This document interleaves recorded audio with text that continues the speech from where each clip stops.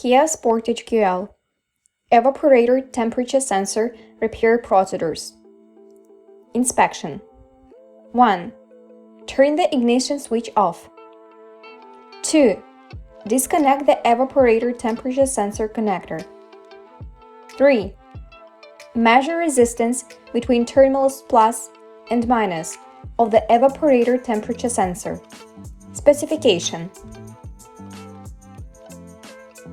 4. Connect the evaporator temperature sensor connector. 5. Run the engine, turn the AC switch on, and then measure the voltage between the terminals of the harness connector. Replacement. 1. Disconnect the negative minus battery terminal. 2. Remove the console side cover A. 3. Disconnect the evaporator temperature sensor connector A.